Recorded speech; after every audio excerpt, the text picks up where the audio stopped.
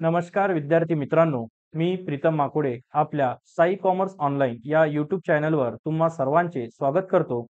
मित्रहो, दिनांक 1 जुलै 2024 पासून बीकॉम सेमिस्टर थर्ड ऑडिटिंग या विषयाची ऑनलाईन बॅच सायंकाळी 7 ते 8 या वेळेत आपण सुरू करत आहोत.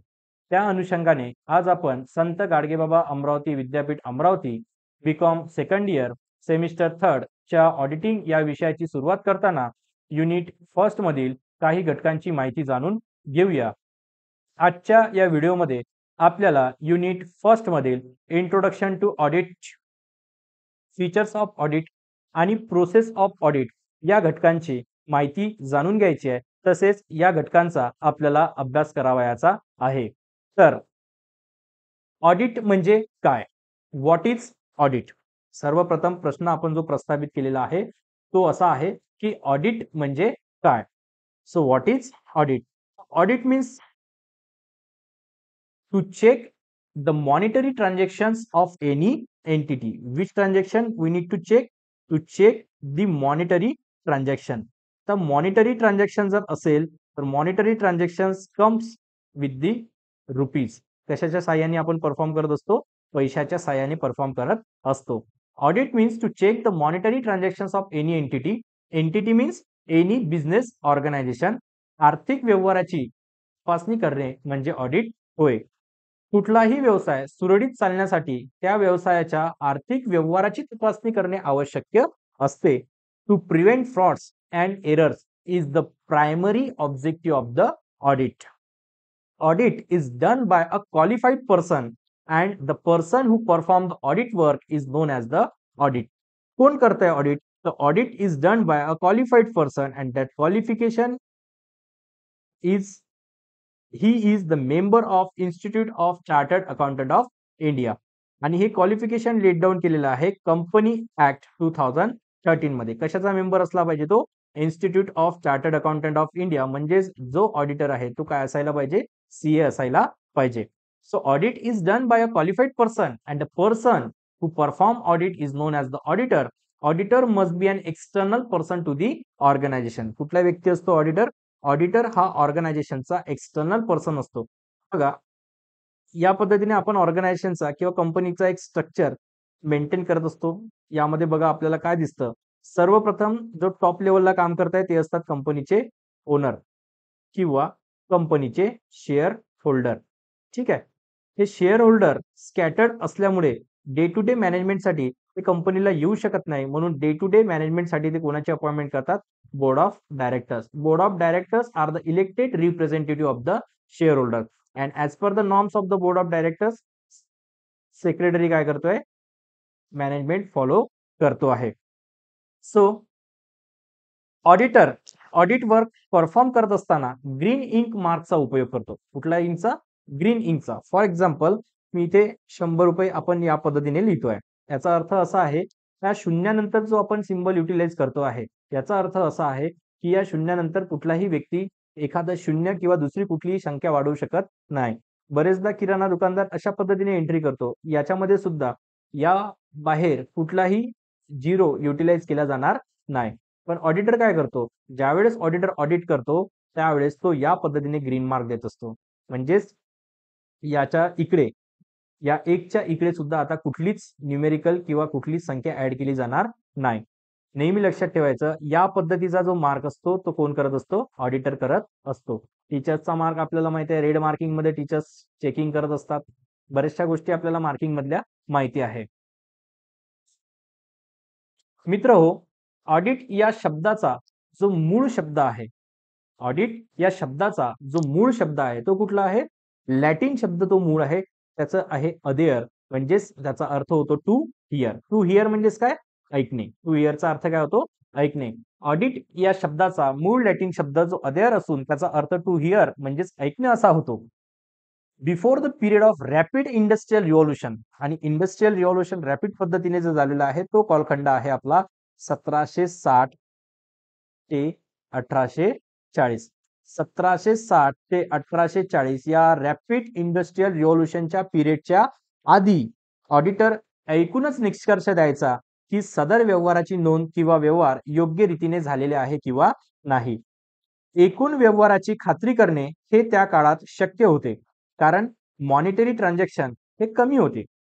1760 म्हणजेच इंडस्ट्रियल रिव्होल्यूशनच्या आधीच्या काळामध्ये ऑडिटर ऐकून व्यवहाराची खात्री करू शकत होता, कारण त्यावेळेस मॉनिटरी ट्रान्झॅक्शन कमी होते.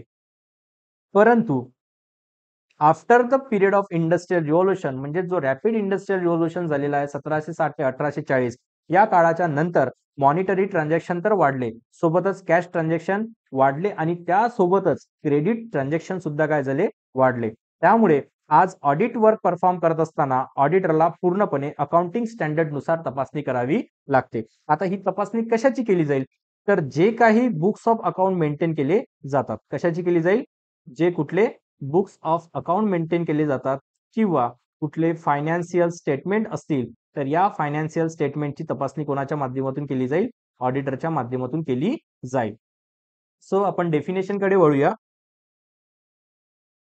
According to the standard of auditing 200, according to the standard of auditing 200 of ICAI, Institute of Chartered Accountant of India च्या स्टँडर्ड ऑफ ऑडिटिंग 200 नुसार, and audit is an independent examination of financial information. कशाचं examination आहे, financial information. Which type of examination? It is the independent examination of financial information of any entity. Any entity, whether profit oriented or not. मग ती entity एकतर profit oriented असेल किंवा नसेल. जर ती एंटिटी प्रॉफिट ओरिएंटेड असेल तर त्यामध्ये काय येणार, मग सोल ट्रेडिंग, कन्सर्न, त्यानंतर partnership firm, then cooperative society, त्यानंतर जॉईंट स्टॉक कंपनी. या एंटिटी कशामध्ये करतो आपण, प्रॉफिट ओरिएंटेड मध्ये. आणि नॉट फॉर प्रॉफिट मध्ये जर असतील तर यामध्ये sport club, school, hospitals, charity club, हे सगळे कशामध्ये मोडले जाईल, नॉट फॉर प्रॉफिट मध्ये मोडले जाईल. So an audit is an independent examination of financial information of any entity, whether profit oriented or not. ती एंटिटी प्रॉफिट ओरिएंटेड असेल किंवा नसेलही कदाचित, and irrespective of its size or list form, when such an examination is conducted with a view to expressing an opinion, thereon through his audit report. कशाच्या माध्यमातून एक opinion express केलं जाईल, audit रिपोर्टच्या माध्यमातून. Audit report is the final documents which is given by the auditor to his client. कोणाला दिला जातो, क्लायंटला दिला जातो. Which contains the authentications of the audit. And opinion is the professional judgement of the auditor. Professional judgement हा याच्यासाठी wording use केला जातो, कारण हा जो जजमेंट दिला जाईल as per the knowledge of the auditor and as per the standard of accounting, या बेसिसवर ऑडिटर प्रोफेशनल जजमेंट देत असतो. बघा, an audit is an independent examination of financial information of any entity, whether profit oriented or not, and irrespective of its size. काय आलेलं आहे, irrespective of its size. Size ऑर्गनायझेशनची किंवा एंटिटीची ही लहान असू शकते, मध्यम असू शकते किंवा मोठी सुद्धा असू शकते. और list form, Wien list form म्हणजेच काय, ऑर्गनायझेशन एकतर छोटा राहील किंवा मग मोठा राहील. when such an examination is conducted with a view to expressing, काय एक्सप्रेस करायचं आहे, आणि एक्झामिनेशन कशाचं घ्यायचं आपल्याला, फायनान्शियल इन्फॉर्मेशनचं एक्झामिनेशन घ्यायचं आहे, view to expressing an opinion thereon through his audit report. हा जो हीच युटिलाइज केला झालेला आहे, हा कोणासाठी युटिलाइज केलेला आहे, ऑडिटर साठी यूज केलेला आहे. आणि ऑडिटर कोण असतो, असा व्यक्ती हा नेचरमध्ये कसा असायला पाहिजे, नॅचरल पर्सन असायला पाहिजे. Auditor must be a natural person, नॉ आर्टिफिशियल लीगल पर्सन ऑडिटर म्हणून काम करू शकत नाही. बघा, सिंपल मध्ये डेफिनेशन एक वेळा पुन्हा रिवाइज करून घेऊया. An audit is an independent examination of financial information of any entity, whether profit oriented or not, and irrespective of its size or list form, when such an examination is conducted with a view to expressing an opinion thereon through his audit report. So here the auditor need to be a natural person. Audit report is the authentication of the audit work आणि opinion जे आहे ते opinion काय असेल, ऑडिटरचं professional judgement असेल. हे केव्हा दिलं जाईल? After examining the financial information of the entity. चला तर मित्रांनो, आपण वळूया यानंतर फीचर्स ऑफ ऑडिटिंग कडे. कोणाकडे जायचं आपल्याला? Features of auditing. तर फीचर्स ऑफ ऑडिटिंग मध्ये पहिला फीचर्स आपल्याला दिलेला आहे examination of books of account and financial statement. Examination of books and financial statement. It means the examination of books of account and financial statement. Second दिलेला आहे systematic and scientific process. Yes, audit is a systematic and scientific process because it contains the logical thinking as per the size and scale of the organization or as per the size and scale of the entity. Third one is proper evidence. Audit work is to be carried out on the basis of proper evidence which is collected by the auditor. Fourth one is audit by a qualified person. आताच मी तुम्हाला सांगितलेलं आहे की an auditor need to be a qualified person. Third one is next one is three party relationship and last one is opinion. ठीक आहे, तर आपण one by one features कडे वळूया. सो आपला पहिला जो फीचर्स आहे तो फीचर्स आहे बघा, examination of books and statement. काय फीचर्स आलेला आहे आपला? Examination of books and statement. So books means books of account. Books म्हणजेच काय? Books of account. And statement means financial statement. पहिला फीचर्स आहे आपला बुक्स ऑफ अकाउंट आणि स्टेटमेंट म्हणजेच काय? Financial statement. आता बुक्स ऑफ अकाउंट मध्ये काय येणार? तर बुक्स ऑफ अकाउंट मध्ये येईल आपल्याला जेवढे काही प्रायमरी बुक्स आहे जे मेंटेन्स ठेवतायत कम्प्लिटली ऑडिट रेकॉर्ड ट्रान्झॅक्शन्सला, ते सगळे कशामध्ये येईल? बुक्स ऑफ अकाउंट मध्ये येईल. जसं सुरुवात होतं कुठल्याही ट्रान्झॅक्शनची सुरुवात कुठून करतो आपण? जर्नल मधनं. आणि जर्नलच्या बेसिसवर काय बनवले जातात? लेजर बनवले जातात. आणि या लेजर मध्येच बुक्स ऑफ अकाउंटचे आपले वेगवेगळे टाइप्स येतात. जसं cash book, sales register, purchase register, त्यानंतर inventory books, then subsidiary books. आणि या सर्व बुक्सची जी समरी असेल या समरीच्या बेसिसवर काय बनवलं जातं? Trial balance. जे कशामध्ये मोडतं? फायनान्शियल स्टेटमेंट मध्ये. ट्रायल बॅलन्सच्या बेसिसवर आपण बनवतो ट्रेडिंग अकाउंट. ट्रेडिंग अकाउंटच्या बेसिसवर बनवलं जातं profit and loss account. Profit and loss अकाउंटच्या बेसिसवर बनवलं जातं बॅलन्स शीट. हे झाले आपले फायनान्शियल स्टेटमेंट. मग बॅलन्स शीट जर ऑडिटरला चेक करायची असेल तर सर्वात आधी ऑडिटरला बुक्स ऑफ अकाउंट चेक करणे गरजेचे आहे. आणि बुक्स ऑफ अकाउंट जी एंट्री जर्नल बुक मध्ये केली जाते किंवा लेजर मध्ये केली जाते ती एंट्री कशाच्या बेसिसवर केली जाते? On the basis of the evidence. On the basis of evidence. मग हे एव्हिडन्स कशाच्या माध्यमातून मिळतात? तर एव्हिडन्स म्हणजेच काय? फॉर एक्झाम्पल आपण एखादी वस्तू जेव्हा विकत घेतो त्यावेळेस आपल्याला त्या वस्तूची एक रिसिप्ट मिळतं. काय मिळतं? रिसिप्ट. आणि ही जी रिसिप्ट आहे ही रिसिप्टच ऍज अ एव्हिडन्स म्हणून काय करतं? काम करतं. आणि अशाच रिसिप्टला काय म्हणून ओळखलं जातं? वाउचर्स. काय ओळखलं जातं? वाउचर्स म्हणून आपण ओळखत असतो. सो बघा, an audit is a critical examination of books of accounts and financial statement such as balance sheet, profit and loss account, etc. Such examination enable auditor to satisfy himself with the books and financial statement. कधी satisfied होईल auditor स्वतः?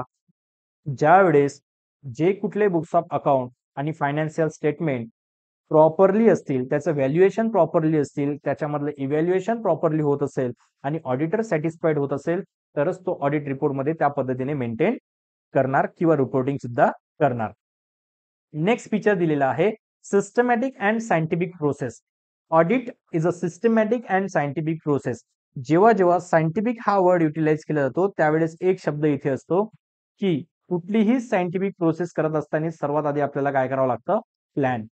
एक थिंगच आपण बोलत असतो, plan your work then work out your plan.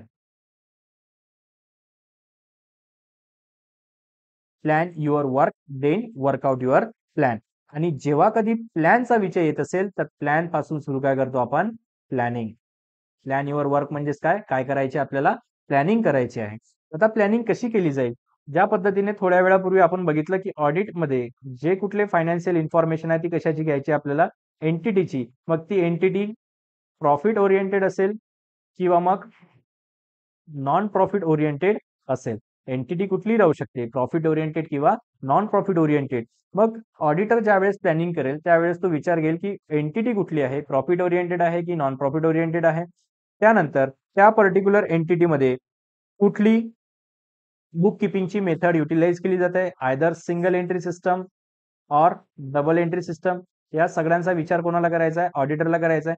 बघा, ऑडिटरला plan करायचा आहे त्याच्या ऑडिट वर्कचा, ज्याला काय म्हटलं जातं, ऑडिट प्रोग्राम. आणि ऑडिट प्रोग्राम ज्यावेळेस डिसाईड करत असेल त्यावेळेस ऑडिटरला कशाची गरज आहे, प्लॅनिंगची गरज आहे.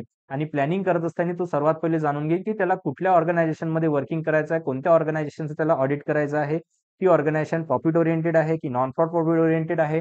त्यानंतर प्रॉफिट ओरिएंटेड असेल तर सोल ट्रेडिंग कन्सर्न आहे, पार्टनरशिप फर्म आहे, कोऑपरेटिव्ह सोसायटी आहे की कंपनी आहे. यावर स्केल ऑफ ऑडिट सुद्धा डिपेंड करतं. स्केल ऑफ ऑडिट हा डिपेंड करतं साईज ऑफ ऑर्गनायझेशनवर. मग जेव्हा कधी ऑडिटरला प्लॅनिंग करायची गरज पडते त्यावेळेस त्या प्रोसेसला म्हणतो आपण systematic and scientific process. So audit is a systematic and scientific process that follows sequence of activities such as logical, structured and well organize. कुठल्या ऍक्टिव्हिटीज परफॉर्म करायच्या आहे, लॉजिकल ऍक्टिव्हिटीज परफॉर्म करायच्या आहे, स्ट्रक्चर्ड ऍक्टिव्हिटीज परफॉर्म करायच्या आहे and well organise activities ऑडिटरला perform करायच्या असतात. नेक्स्ट फीचर्स आपल्या समोर येत आहे proper evidence. Without evidence audit work is nothing. जर एव्हिडन्सच नसेल तर ऑडिटिंगचं हे वर्किंग आपण कम्प्लिटली करू शकत नाही. मग या एव्हिडन्स मध्ये नेमकं काय येतं, तर सर्वात मोठं एव्हिडन्स म्हणजेच काय असते, आपले वाउचर्स. काय राहतात, vouchers.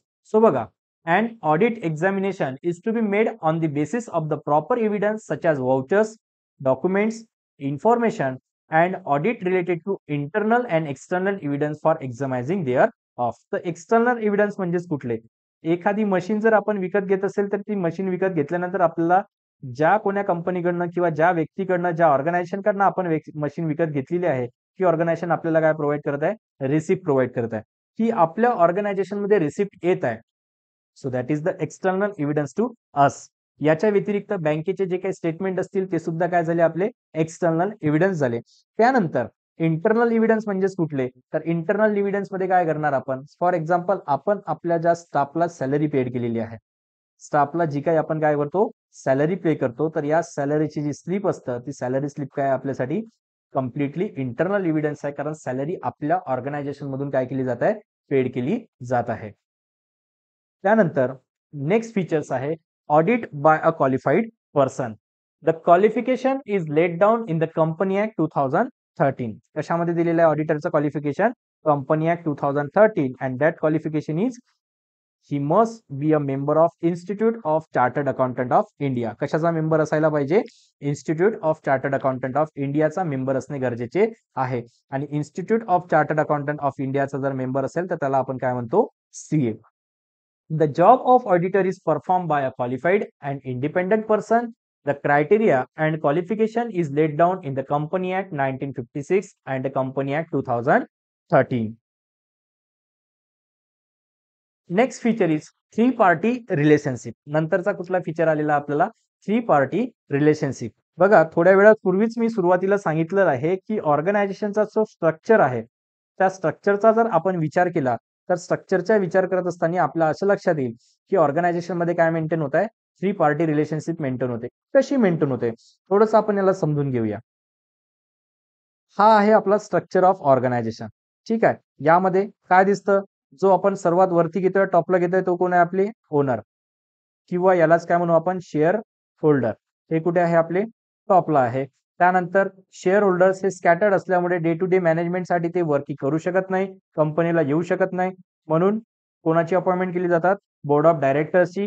Board of directors are the elected representative of the share holders. आणि बोर्ड ऑफ डायरेक्टर्सच्या अंडरमध्ये कोण काम करत आहे, कंपनीचा सेक्रेटरी. तर इथे आपल्याला सेक्रेटरीचं कुठलंच काम नाही आहे, आपल्याला काम कोणाचं आहे, बोर्ड ऑफ डायरेक्टर्सचं. सो ओनर स्कॅटर्ड असल्यामुळे डे टू डे मॅनेजमेंट करू शकत नाही, म्हणून ते कोणाची अपॉइंटमेंट करतात, बोर्ड ऑफ डायरेक्टरची. इथे आपल्या लक्षात सुद्धा येईल बघा, शेअर होल्डर्सनी कोणाची अपॉइंटमेंट केलेली आहे, बोर्ड ऑफ डायरेक्टरची. म्हणजेच on behalf of the share holders, on behalf of the owner, कंपनीचं मॅनेजमेंट कोण पाहत आहे, बोर्ड ऑफ डायरेक्टर्स पाहत आहे. मग बोर्ड ऑफ डायरेक्टर जे मॅनेजमेंट करताय तर ते मॅनेजमेंट करत असताना ते फायनान्शियल ट्रान्झॅक्शन सुद्धा परफॉर्म करत आहे. At the end of the year कंपनीची बॅलन्स शीट सुद्धा बनवली जात आहे. त्या बॅलन्स शीट मध्ये जो कुठला प्रॉफिट असतील किंवा लॉस असतील तो शो केलेला आहे. मग पर्टिक्युलरली जेवढे काही मॉनिटरी ट्रान्झॅक्शन त्या ऑर्गनायझेशन मध्ये परफॉर्म झालेले आहेत ते योग्य पद्धतीने परफॉर्म झालेले आहे किंवा नाही झालेले आहे याची खात्री करून घेणे शेअर होल्डर्सला महत्वाचं ठरते. म्हणून ऑर्गनायझेशनच्या बाहेरील व्यक्ती म्हणजेच एक एक्सटर्नल पर्सन म्हणून शेअर होल्डर्स कोणाची अपॉइंटमेंट करतात? ऑडिटरची अपॉइंटमेंट करत असतात. बघा, बोर्ड ऑफ डायरेक्टरची सुद्धा अपॉइंटमेंट शेअर होल्डर्सनीच केलेली आहे आणि ऑडिटरला सुद्धा कोणी अपॉइंट केलेला आहे? शेअर होल्डर्सनीच केलेला आहे. पण इथे एक फरक असा आहे की बोर्ड ऑफ डायरेक्टर्स हे फुल टाइम म्हणून अपॉइंट केले जातात, तर ऑडिटर हा फक्त ऑडिट वर्कसाठी अपॉइंट केलेला असतो.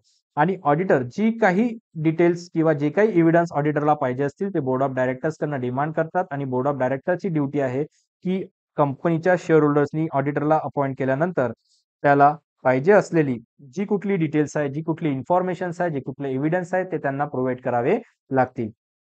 So in case of company audit process involves three party that are shareholders, directors and auditor. किती पार्टी झालेल्या आहे इथे? shareholders, directors and auditor. But the auditor is completely external person. कसा असतो ऑडिटर? एक्सटर्नल पर्सन असतो. तो ऑर्गनायझेशनचा भाग नसतो. कुठल्याच पद्धतीने ऑर्गनायझेशनच्या स्ट्रक्चरचा हा भाग नसतो. ठीक आहे मित्रांनो. त्यानंतर पुढच्या फीचर्सकडे आपण वळूया. ओपिनियन काय आलेला आहे आपल्या समोर? ओपिनियन. सो ओपिनियन म्हणजेच काय? ओपिनियन म्हणजे professional judgement given by the auditor. Professional judgement given by the auditor. ठीक आहे. कोण देणार आहे जजमेंट? ऑडिटर देणार. ठीक आहे. कोणाला देणार? क्लायंटला देणार. कोणाला देणार? क्लायंटला देणार. आणि इथे क्लायंट म्हणजेच कोण? बिझनेस एंटिटी, ज्या एंटिटीचं काय केलेलं आहे? ऑडिट परफॉर्म केलेलं आहे. So the auditor has to express an opinion on the financial statement of the entity. कशावर द्यायचं opinion? On the financial statement of entity. आणि कुठल्याही एंटिटीच्या फायनान्शियल स्टेटमेंटवर ऑडिटर त्याच वेळीच ओपिनियन देऊ शकतो ज्या वेळेस काय केलं जाईल? त्या फायनान्शियल स्टेटमेंटचा कम्प्लिटली चेकिंग केली जाईल किंवा फायनान्शियल स्टेटमेंटला चेकआउट केलं जाईल, एक्झामाइन केलं जाईल. सो बघा, the auditor has to express an opinion on the financial statement of the entity. The opinion of auditors must be regard to the truth and fairness of the financial statement drawn up by his client. Client कडनं जे कुठले financial statement बनवल्या गेलेले आहे ते financial statement मध्ये truthness आहे किंवा नाही, फेअरनेस आहे किंवा नाही, म्हणजेच त्यामध्ये फ्रॉड किंवा एरर इलिमिनेशन करणे, फ्रॉड आणि एररला प्रायमरी बेसिसवर प्रिव्हेंट करणे, याच उद्देशाने ऑडिट वर्क ऑडिटरच्या माध्यमातून परफॉर्म केलं जातात. सो इथे आपण जवळपास 6 फीचर्सचा डिटेलमध्ये एक्सप्लेनेशन बघितलेलं आहे. त्यानंतर आपल्याला बघायचं आहे मित्रो, प्रोसेस ऑफ ऑडिटिंग. ऑडिटिंगची प्रोसेस कुठल्या पद्धतीने केली जाते. सो ऑडिटिंगची प्रोसेस जाणून घेत असताना सर्वात मोठी आणि महत्वाची गोष्ट म्हणजे सगळ्यात आपल्याला माहिती असायला पाहिजे की आपला क्लायंट कोण आहे. इथे एक वर्ड दिसतोय आपल्याला, नो युअर क्लायंट. काय वर्ड आलेला आहे? Know your client. या नो युअर क्लायंटला जर आपण शॉर्ट मध्ये लिहित असेल तर याला लिहितो आपण KYC. जसं आपण बँकेमध्ये सुद्धा बरेचदा आपल्या अकाउंटची केवायसी करत असतो. बँकिंग टर्मिनॉलॉजी मध्ये केवायसीचा फुल फॉर्म येतो नो युअर कस्टमर. तोच ऑडिटिंग टर्मिनॉलॉजी मध्ये केवायसीचा फुल फॉर्म येतो नो युअर क्लायंट. म्हणजेच आपला ऑडिट वर्कची जी पहिली स्टेप्स आहे ती पहिली स्टेप्स काय आहे आपल्याला? Know your client. आता इथे क्लायंट म्हणजेच कोण? तर क्लायंट म्हणजे कोण येतं आपल्याला? एंटिटी. कोण आलेली आहे? एंटिटी. म्हणजे सर्वात पहिले आपल्याला बिझनेस एंटिटी माहिती असायला पाहिजे. मग एंटिटी म्हणजेच कुठली? तर ती एंटिटी एकतर प्रॉफिट ओरिएंटेड असेल, नाहीतर मग नॉन प्रॉफिट ओरिएंटेड सुद्धा असू शकते. तर प्रॉफिट ओरिएंटेड असेल तर त्यामध्ये joint stock company, cooperative society, partnership firm, त्यानंतर सोल ट्रेडिंग कन्सर्न, या सर्व एंटिटीज काय होणार? इन्क्लूड केल्या जाणार. पण नॉन प्रॉफिट ओरिएंटेड असेल तर यामध्ये जवळपास काय घेऊ शकतो आपण? यामध्ये येणार sport club, educational institution, school, colleges, charitable trust या सर्व कशामध्ये काम करत आहे, नॉन प्रॉफिट ओरिएंटेड मध्ये काम करत आहे. म्हणजेच ऑडिट प्रोसेसमध्ये सर्वात पहिले नो युअर क्लायंट माहिती असणे गरजेचं आहे. मग तो क्लायंट प्रॉफिट ओरिएंटेड आहे किंवा नॉन प्रॉफिट ओरिएंटेड आहे हे ऑडिटरला माहिती असणे गरजेचं आहे. त्या रिगार्डिंग ऑडिटर काय करणार, सेकंड स्टेजमध्ये ऑडिटर करणार क्लायंटच्या रिगार्डिंग किंवा एंटिटीच्या रिगार्डिंग करणार प्लॅनिंग अँड स्ट्रॅटेजी काय करेल, ऑडिटिंगची मेंटेन करेल. आणि ही प्लॅनिंग अँड स्ट्रॅटेजी म्हणजेच काय असतो, ऑडिटरचा ऑडिट प्रोग्राम. ऑडिट करायचा आहे, ऑडिट करायचं आहे, कुठल्या पद्धतीने करायचं आहे, कसं करायचं आहे, कधी करायचं आहे, कधीपासून सुरुवात करायची आहे, पहिले कुठले बुक्स चेक करायचे आहे, पहिले कोणत्या एंट्रीज चेक करायच्या आहे, या सगळी प्लॅनिंग आणि ही सगळी स्ट्रॅटेजी कशामध्ये मेंटेन केली जाईल, ऑडिट प्रोग्राम मध्ये मेंटेन केली जाईल. आपल्याला माहितच आहे जेव्हा जेव्हा प्लॅनिंग हा वर्ड येतो आहे, प्लॅनिंग हा वर्ड कोणाला घेऊन येतो आहे, WH क्वेश्चनला. यामध्ये असतं what to do, how to do, when to do, where to do आणि सर्वात महत्वाचं म्हणजे for whom to do it. या सर्व प्रश्नांची आन्सर्स आपल्याला कशामध्ये मिळणार, प्लॅनिंग मध्ये येणार. कधी पण लक्षात ठेवायचं की कॉमर्स फॅकल्टीमध्ये अभ्यास करत असताना, ऑर्गनायझेशन रिलेटेड कुठलाही अभ्यास करत असताना जर प्लॅनिंग हा वर्ड येत असेल तर प्लॅनिंग वर्ड सोबत आपल्याला हे काही WH क्वेश्चन्स येणार म्हणजे येणार. चला, तर सेकंड स्टेज आपली कंप्लीट झाली. ऑडिट प्लॅनिंग आणि स्ट्रॅटेजी जी आपण ऑडिट प्रोग्राम मध्ये मेंटेन केलेली आहे. मग ऑडिट प्रोग्रामच्या रिगार्डिंग ऑडिटर काय कलेक्ट करणार, तर ऑडिटर कलेक्ट करणार information. Collect the information and obtain evidence. का ऑब्टेन करायचे आहे, एव्हिडन्स ऑब्टेन करायचे आहे. आणि या एव्हिडन्स मध्ये काय येणार, मग वाउचर्स. ज्या वाउचर्सच्या बेसिसवर बुक्स ऑफ अकाउंट मध्ये एंट्रीज केल्या जातात किंवा फायनान्शियल स्टेटमेंट बनवले जातात, ते सर्व वाउचर्स ऑडिटर काय करेल, कलेक्ट करेल. फक्त वाउचर्स आणि इन्फॉर्मेशन कलेक्ट करून होणार का, नाही. तर त्यानंतर चौथी स्टेप्स ऑडिटरला परफॉर्म करायची आहे, ती म्हणजे कलेक्ट केलेली इन्फॉर्मेशनचा किंवा कलेक्ट केलेल्या एव्हिडन्सेसचा अनालिसिस करणे, इव्हॅल्युएशन करणे, to and assess the impact of the evidence. आणि या एव्हिडन्सचा काय इम्पॅक्ट झालेला आहे बुक्स ऑफ अकाउंटवर किंवा एंट्री परफॉर्म करत असताना किंवा ट्रान्झॅक्शन रेकॉर्ड करत असताना त्या पर्टिक्युलर एव्हिडन्सचा काय इम्पॅक्ट आलेला आहे, हे सगळं चेक करण्याचं काम कोणाचं आहे, ऑडिटरचं. ऑडिट ही सर्व अनालिसिस आणि इव्हॅल्युएशन करत असताना किंवा असेसमेंट करत असताना ऑडिट नोटबुकला प्रिपेअर करतो. कशाला प्रिपेअर करत असतो, ऑडिट नोटबुकला. या नोटबुकमध्ये ज्या काही थिंग्स त्याला अशा वाटतात either positive things or negative thing, audit वर्कशी रिलेटेड असतील किंवा ऑर्गनायझेशनशी रिलेटेड असतील, कुठल्या पॉझिटिव्ह थिंग्स असतील किंवा निगेटिव्ह थिंग्स असतील, त्या सर्व थिंग्स कशामध्ये मेंटेन केल्या जाईल, ऑडिट नोटबुकमध्ये मेंटेन केल्या जाईल. असं कधीच होणार नाही मित्रो की एखादी एंट्री चुकलेली आहे तर ऑडिटर उठणार आणि त्या पर्टिक्युलर रिस्पॉन्सिबल पर्सन कडे जाणार आणि त्याला सांगणार की एंट्री तुझी चुकलेली आहे, तू त्याला बरोबर करून दे. असं कधीही केलं जाणार नाही. ती चुकीची एंट्री जी कशी असतील ती कशामध्ये मेंटेन केली जाईल, नोट केली जाईल, ऑडिट नोटबुक मध्ये नोट केली जाईल. ऑडिट नोटबुक केव्हा मेंटेन केलं जाईल, ज्यावेळेस ऑडिटर अनालिसिस करतो, इव्हॅल्युएशन करतो आणि असेसमेंट करतो. जो कुठला इम्पॅक्ट असतील एव्हिडन्सचा, तो एव्हिडन्सचा इम्पॅक्ट बुक्स ऑफ अकाउंटवर काय आलेला आहे याचं असेसमेंट केल्यानंतर पॉझिटिव्ह थिंग्स आणि निगेटिव्ह थिंग्स जर त्याला कुठली आढळत असेल तर ते कशामध्ये मेंटेन केले जाईल, ऑडिट नोटबुकमध्ये नोट केलं जाईल. आणि या ऑडिट नोटबुकच्या बेसिसवर auditor after completion of the audit work professional judgement issue करतो आहे. प्रोफेशनल जजमेंट म्हणजेच काय असतं, की ऑडिटरला काय वाटतंय पर्टिक्युलर ऑर्गनायझेशनचा ट्रूथ आणि फेअर व्ह्यू आहे किंवा नाही. काय बघायचं आपल्याला, पर्टिक्युलर ऑर्गनायझेशनचा ट्रूथ अँड फेअर व्ह्यू आहे किंवा नाही, किंवा कुठला फ्रॉड अँड एरर्स जर डिटेक्ट होत असेल तर फ्रॉड्स अँड एरर सुद्धा कशामध्ये दिलेला असतील, प्रोफेशनल जजमेंट मध्ये दिलेला असेल. आणि ऑडिटर हे प्रोफेशनल जजमेंट कधीच ओरली आजच्या काळामध्ये क्लायंटला सांगत नाही, तर आजच्या काळामध्ये ते कशाच्या माध्यमातून सांगत असतात, डॉक्युमेंटेशनच्या माध्यमातून सांगत असतात. आणि याच डॉक्युमेंटेशनला काय म्हणतो आपण, ऑडिट रिपोर्ट. काय नावाने ओळखलं जाते, ऑडिट रिपोर्ट. ठीक आहे. सो हा ऑडिट रिपोर्ट कोणाला सबमिट केला जाईल, क्लायंटला सबमिट केला जाईल. सो विद्यार्थी मित्रांनो, एकदम सोपी अशी प्रोसेस आहे ऑडिटिंगची. सर्वात पहिले कशाची गरज आहे ऑडिटरला, तर सर्वात पहिले गरज आहे क्लायंट कोण आहे हे जाणून घेण्याची. कशाची गरज आहे, क्लायंट कोण आहे हे जाणून घेण्याची. क्लायंट एकतर प्रॉफिट ओरिएंटेड ऑर्गनायझेशन असेल किंवा नॉन प्रॉफिट ओरिएंटेड ऑर्गनायझेशन असेल. क्लायंट कळल्यानंतर, कारण क्लायंटच्या बेसवर ऑर्गनायझेशनचा साईज आहे आणि ऑर्गनायझेशनच्या साईजच्या बेसिसवर ऑडिट वर्क परफॉर्म होईल. मग क्लायंट्स कुठला आहे हे कळल्यानंतर ऑडिट प्रोग्राम ऑडिटरच्या माध्यमातून बनवण्यात येईल. म्हणजे सेकंड स्टेपवर आलोय आपण इथे पुन्हा, जिथे ऑडिटची प्लॅनिंग केली जाईल आणि स्ट्रॅटेजी मेंटेन केली जाईल. ऑडिट प्लॅनिंग आणि स्ट्रॅटेजी झाल्यानंतर थर्ड स्टेपमध्ये आहे collect the information and obtain the evidence. एव्हिडन्समध्ये व्हाउचर्स कलेक्ट केले जाईल, बुक्स ऑफ अकाउंटची इन्फॉर्मेशन कलेक्ट केली जाईल, फायनान्शियल स्टेटमेंटची इन्फॉर्मेशन कलेक्ट केली जाईल.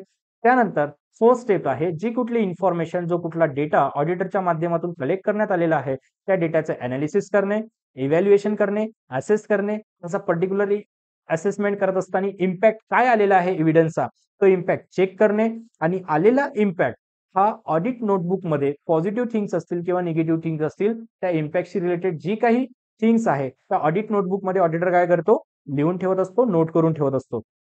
या ऑडिट नोटबुकच्या बेसिसवर ऑडिटर प्रोफेशनल जजमेंटला एक्झरसाइज करतो. प्रोफेशनल जजमेंटला एक्झरसाइज करतो म्हणजेच काय, की ऑडिटरचा पर्टिक्युलर ऑर्गनायझेशनशी रिलेटेड काय व्ह्यू आलेला आहे, ट्रूथ आणि फेअर व्ह्यू त्या ऑर्गनायझेशनमध्ये आहे किंवा नाही, किंवा फ्रॉड अँड एरर्स कुठला डिटेक्ट झालेला असतील, तर हे सगळं प्रोफेशनल जजमेंटच्या माध्यमातून ऑडिटर क्लायंटला देत असतो. परंतु ही इन्फॉर्मेशन प्रोव्हाइड करत असताना आजच्या काळामध्ये ही इन्फॉर्मेशन ओरली न सांगता रिटर्न स्वरूपात दिली जाते, डॉक्युमेंटच्या स्वरूपात दिली जाते आणि त्याच डॉक्युमेंटला म्हटलं जाते ऑडिट रिपोर्ट. काय म्हटलं जाते मित्रांनो? Audit report.